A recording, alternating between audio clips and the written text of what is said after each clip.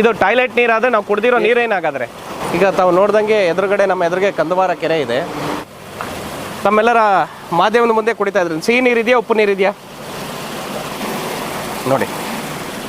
ನಗರಸಭೆ ಕಾರ್ಯಾಲಯ Chikkaballapur Kandavara pump house ಬಳಿ ಇದ್ದೇವೆ. ಬನ್ನಿ ನೋಡೋಣ ನೀರಿನ ಒಳ ಸಂಗ್ರಹಣಾ ಘಟಕ ಯಾವ ರೀತಿ ಇದೆ ಅಂಥೇಳಿ. ನಮ್ಮ ಜೊತೆಗೆ ನಗರಸಭಾ ಅಧ್ಯಕ್ಷರಾದ ಗಜೇಂದ್ರ ಅವರು ಕೂಡ ಕೈ ಜೋಡಿಸಿದ್ದಾರೆ. ಈಗ ತಾವು ನೋಡ್ದಂಗೆ ಎದುರುಗಡೆ ನಮ್ಮ ಎದುರಿಗೆ ಕಂದವಾರ ಕೆರೆ ಇದೆ. ಈ ಕೆರೆಗೆ ಹೊಂದಿಕೊಂಡಂತೆ ಏನು 7 ಬೋರ್ಗಳಿದ್ವು, ಅದರಲ್ಲಿ 2 ಬೋರ್ಗಳು ಈಗ ಆಲ್ರೆಡಿ ಸ್ಥಗಿತಗೊಂಡು ಕೇವಲ ಒಂದು 5 ಬೋರ್ಗಳು ಈಗ ಕಾರ್ಯನಿರ್ವಹಿಸ್ತಾ ಇದ್ದಾವೆ. ಆ 5 ಬೋರ್ಗಳಿಂದ ನೀರೇನು ಸರಬರಾಜು ಆಗ್ತಾಯಿದೆ ಈ ಒಂದು ಘಟಕಕ್ಕೆ ಬಂದು ಈ ಒಳ ಸಂಗ್ರಹಣಾ ಘಟಕಕ್ಕೆ ಸೇರಿ ಇಲ್ಲಿಂದ ನಗರದ ಒಂದು 5ರಿಂದ 6, 7 ವಾರ್ಡ್ಗಳಿಗೆ ನೀರು ಸರಬರಾಜು ಆಗ್ತಾ ಇದೆ. ಈಗ ನಾವು ಇಲ್ಲಿ ನೋಡಿದ್ರೆ ಈಗಾಗಲೇ ನೋಡಿ ಪ್ರತಿಯೊಂದು ಬೋರ್ವೆಲ್ಲಿಂದ ಪೈಪ್ಗಳ ಮೂಲಕ ನಮಗೆ ನೀರು ಬರ್ತಾ ಇದೆ. ಕೊಡಿ ಗಜೇಂದ್ರ ಅವರೇ.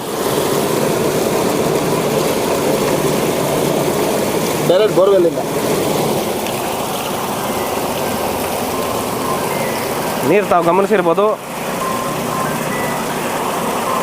ಯಾವುದೇ ರೀತಿಯಾದ ವಾಸನೆ ಕೂಡ ಇಲ್ಲ, ಯಾಕಂದರೆ ಭೂಮಿ ಒಳಗಡೆ ಅಂತರ್ಜಲದ ನೀರಿದು.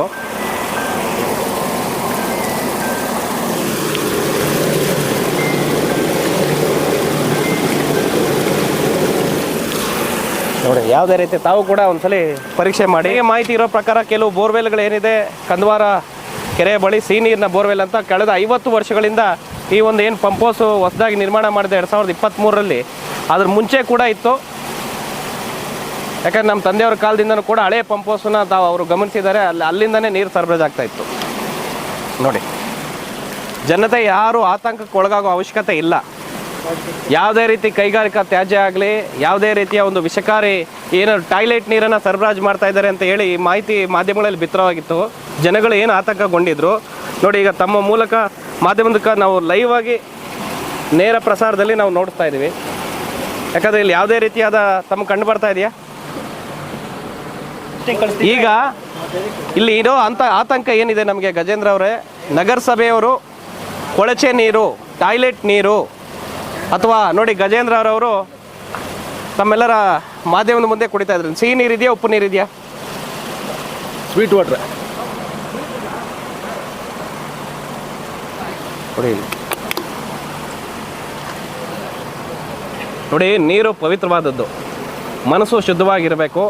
ಅದೇ ರೀತಿ ನೀರು ನೋಡಿ, ಸಿಹಿ ನೀರು ಇವತ್ತೇನು ನಾವು ಕುಡಿದಿದ್ದೀವಿ, ಇದು ಸಿಹಿ ನೀರು.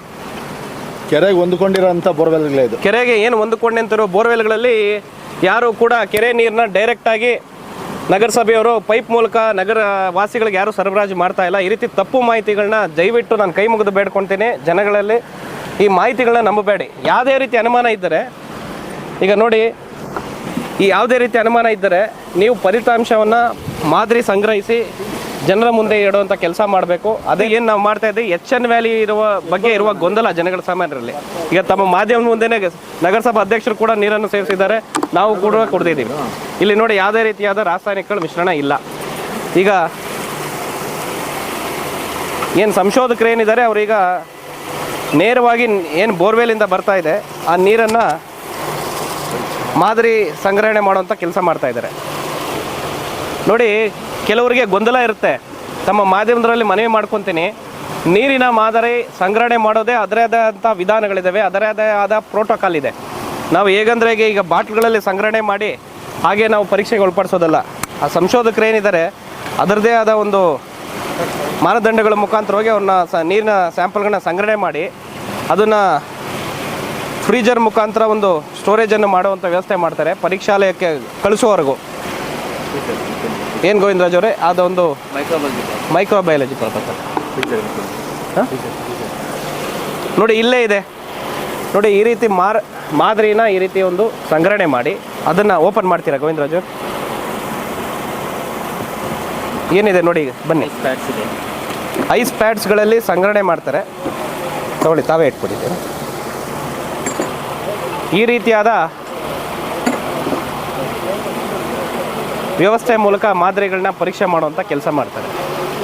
ಇಲ್ಲಿ ನಮ್ಮ ಉದ್ದೇಶ ಜೈ ಫೌಂಡೇಶನ್ ಕಡೆಯಿಂದ ಏನು ಆತಂಕ ನಿರ್ಮಾಣ ಆಗಿದೆ ನಮ್ಮ ಚಿಕ್ಕಬಳ್ಳಾಪುರದಲ್ಲಿ ಅದನ್ನು ಹೋಗಲಾಡಿಸ್ಬೇಕು.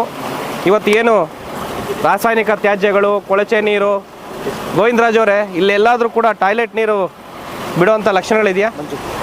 ಇದು ಟಾಯ್ಲೆಟ್ ನೀರಾದರೆ ನಾವು ಕುಡ್ದಿರೋ ನೀರೇನಾಗಾದ್ರೆ ದಯವಿಟ್ಟು ನಗರವಾಸಿಗಳು ಏನು 5 ರಿಂದ 7 ವಾರ್ಡ್ಗೆ ಸರಬರಾಜು ಆಗ್ತಾ ಇದೆ ನೀರನ್ನ ಕುಡಿಯೋರು ಯಾರು ಆತಂಕಕ್ಕೆ ಒಳಗಾಗಬೇಡಿ. ನೋಡಿ, ಈಗ ನಾವು pH ಗುಣಮಟ್ಟವನ್ನು ಪರಿಶೀಲನೆ ಮಾಡೋಣ.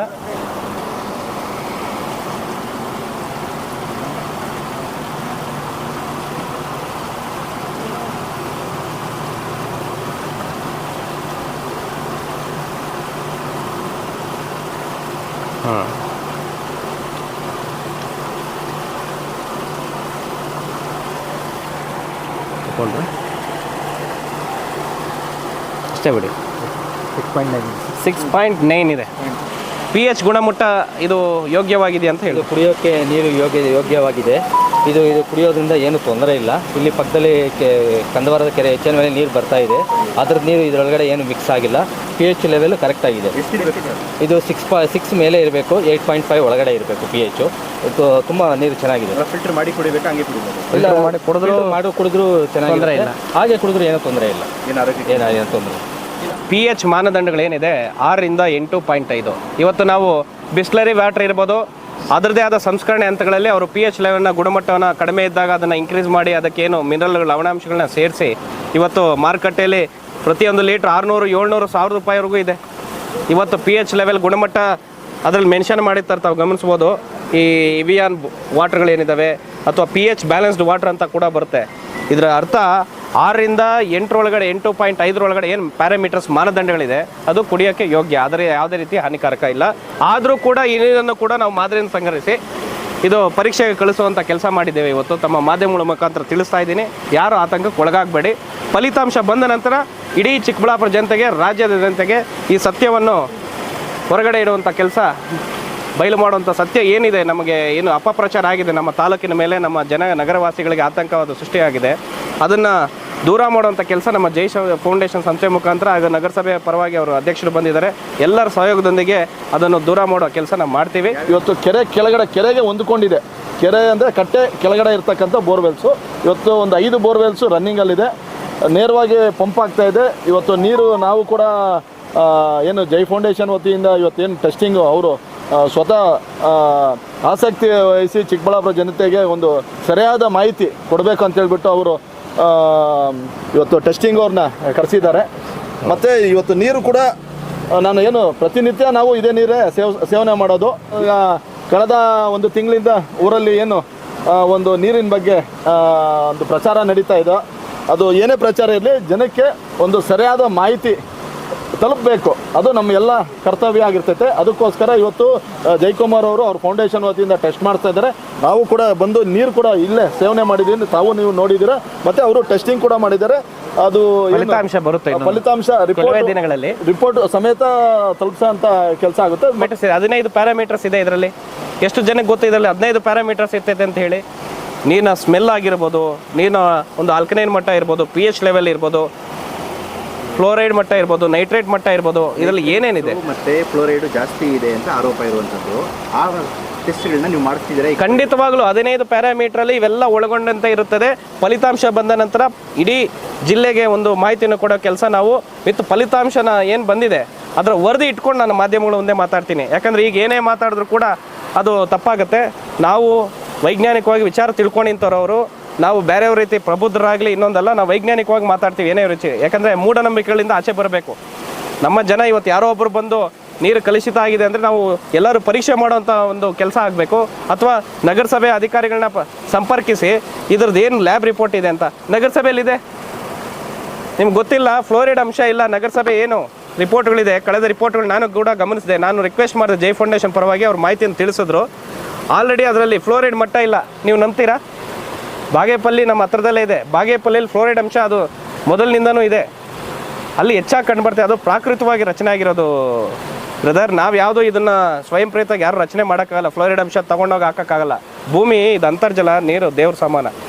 ಇವತ್ತು ಇದೇ ಅಂತರ್ಜಲ ಭೂಮಿಯಲ್ಲಿ ಏನು ಕುಸಿದಿತ್ತು 10-15 ವರ್ಷದಿಂದ, ಅವೆಲ್ಲ ಮರಿಬಾರ್ದು ನಾವು. ಇವತ್ತು ಏನು ನಮ್ಮ ರೈತರುಗಳು ಏನಿದ್ದಾರೆ ಇವತ್ತು ಬೆಳೆ ಬೆಳೆದು ಅವರು ಒಂದು ಜೀವನ ಸಾಕ್ತಾ ಇದ್ದಾರೆ. ಈ ರೀತಿ ಅಪಪ್ರಚಾರ ಉಂಟಾದಾಗ ಬೆಳೆ ನಷ್ಟ ಆದರೆ ಅವ್ರು ಬೆಳೆದಿರೋ ಬೆಳೆ ಯಾರು ತೊಗೊಂಡಿಲ್ಲ, ತರಕಾರಿಗಳು ತೊಗೊಂಡಿಲ್ಲ, ಹಣ್ಣು ತೊಗೊಂಡಿಲ್ಲ ಅಂದರೆ ನಷ್ಟ ಬರ್ಸೋರು ಯಾರು? ಇದರ ಮಾಹಿತಿ ಒದಗಿಸಿದ್ದು ಮೊನ್ನೆ ಮಾಧ್ಯಮದಲ್ಲಿ ಬಿತ್ತರಾಗಿತ್ತು.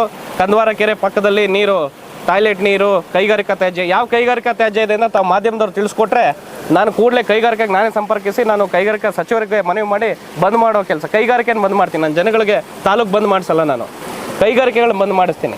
ಕೆರೆಗಳ ಸಂರಕ್ಷಣೆ ಆಗಬೇಕು.